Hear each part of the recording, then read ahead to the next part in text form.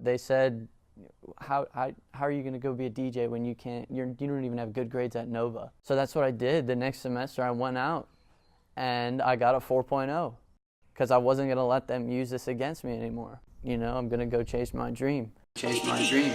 Chase my dream. Chase my dream.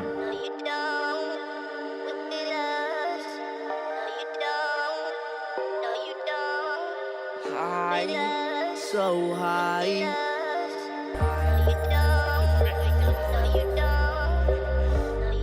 So my dad introduced me to music.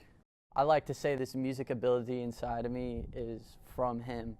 My mom, for a while, she would just throw out a bunch of pots and pans and stuff, and I would sit there for hours and just bang on them. So after a little bit of that, they kind of figured it out that it was destiny to throw me on the drum set. I was so small, couldn't even see me like above the toms, but you could hear me, man. I was rocking out too.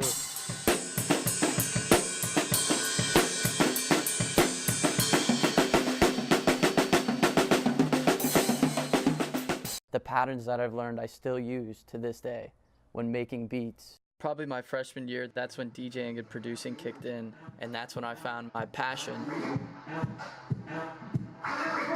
I'm a part of Purified Productions.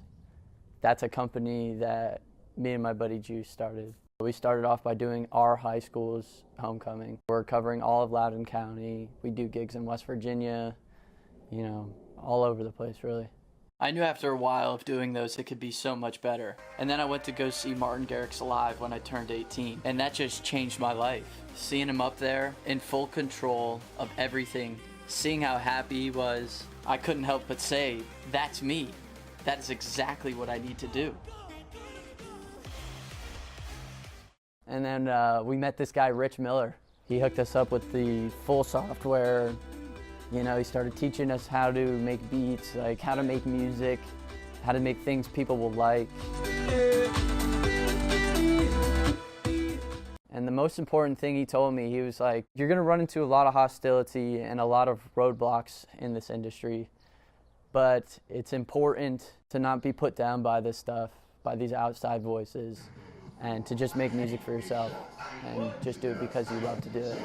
And that's why I make music, because I love to do it.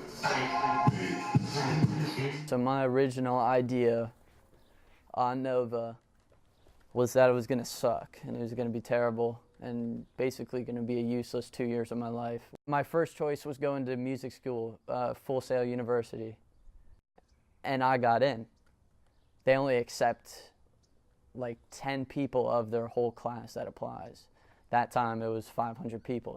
Made me feel really happy, really hopeful for the future.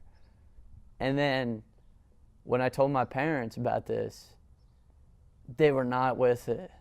They were not with it at all. Just at the end of the day, I guess they didn't really believe in me. And that had a terrible effect on me. Terrible effect on my music production, on my quality of music, you know, just my whole flow of things. They just didn't like the idea of me going to school to become a DJ. I thought about if my kid came up to me and he was like, yeah, Dad, I want to go be a DJ. You know, at one point I'm going to be like, okay, go chase your dreams. But at the other point, you're going to be really scared because your kid wants to be a DJ. And the odds of somebody making it in the music industry, not your best odds ever. 1 in a million, basically. But there is that chance. There is no wrong way or right way to achieve success. I really try to like hang back on that. And I also try to point out for students that there's a difference between a job, a career, and a calling. A job gets, you know, money in your bank account and you gotta pay bills. A career incorporates your interests, keeps you intellectually challenged, but like, yeah, maybe it's not the dream job. A calling is, I have to do this. But here's the rub. Your calling doesn't have to be your job day to day or your career day to day. I think about like the artists that I know that are also teachers, that they have gallery shows and exhibits, but you know, they also have teaching jobs and they teach other students. So I think there can be both. And I try to point out to students, like, this is your thing. do this thing. It makes you happy. Happiness is really important. But don't lose sight of those practical things that might also help provide you with some like basic things like housing and sustainability and things like that.